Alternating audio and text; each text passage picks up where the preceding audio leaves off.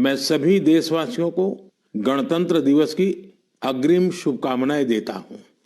साथियों, इस बार का गणतंत्र दिवस बहुत विशेष है। ये भारतीय गणतंत्र की 75वीं वर्षगांठ है। इस वर्ष संविधान लागू होने के 75 साल हो रहे हैं। मैं संविधान सभा के उन सभी महान व्यक्तित्वों को नमन करता हूं जिन्होंने हमें हमारा पवित्र संविधान दिया। संविधान सभा के दौरान अनेक विषयों पर लंबी लंबी चर्चाएं हुई।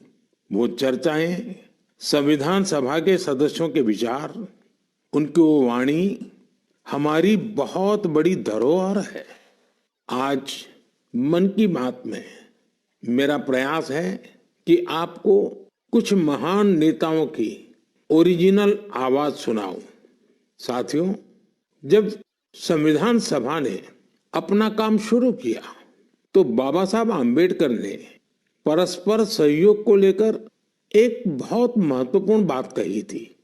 उनका ये संबोधन इंग्लिश में है। मैं उसका एक अंश आपको सुनाता हूं। So far as the ultimate goal is concerned, I think none of us need have any apprehensions. None of us need have any doubt. But my fear, which I must express clearly, is this. Our difficulty, as I said, is not about the ultimate future. Our difficulty is how to make the heterogeneous mess that we have today take a decision in common and march in a cooperative way on that road which is bound to lead us to unity. Our difficulty is not with regard to the ultimate. Our difficulty is with regard to the beginning. साथियों, बाबा साहब इस बात पर जोर दे रहे थे कि संविधान सभा एक साथ एक मत हो और मिलकर सर्वहित के लिए काम करे। मैं आपको संविधान सभा की एक और ऑडियो क्लिप सुनाता हूं। ये ऑडियो डॉक्टर राजेंद्र प्रसाद जी का है, जो हमारी संविधान सभा के प्रमुख थे। आइए डॉक्टर राजेंद्र प्रसाद जी को सुनते हैं।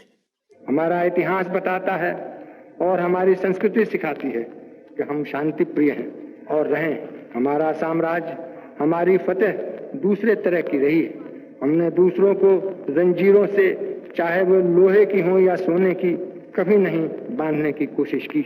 हमने दूसरों को अपने साथ लोहे के जंजीर से भी ज्यादा मजबूत मगर सुंदर और सुखद रेशम के धागे से बांध रखा है, और वो बंधन धर्म का है, संस्कृति का है, ज्ञान का है। हम अब भी उसी रास्ते पर चलते रहेंगे और हमारी एक ही इच्छा और अभिलाषा है। वो अभिलाषा ये है कि हम संसार में सुख और शांति कायम करने में मदद पहुंचा सकें और संसार के हाथों में सत्य और अहिंसा वो अचूक हथियार दे सकें जिसने हमें आज आजादी तक पहुंचाया है।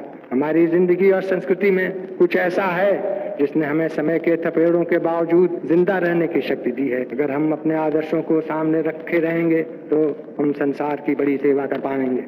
साथियों, डॉक्टर राजेंद्र प्रसाद जी ने मानवीय मूल्यों के प्रति देश की प्रतिबद्धता की बात कही थी। अब मैं आपको डॉक्टर श्यामा प्रसाद मुखर्जी की आवाज सुनाता हूं। उन्होंने अवसरों की समानता का विषय उठाया। डॉक्टर श्यामा प्रसाद मुखर्जी ने कहा था, I hope, sir, that we shall go ahead with our work in spite of all difficulties and thereby help to create that great India, which will be the motherland of not this community or that, not this class of it, but of every person, man, woman and child inhabiting in this great land irrespective of race, caste, creed or community.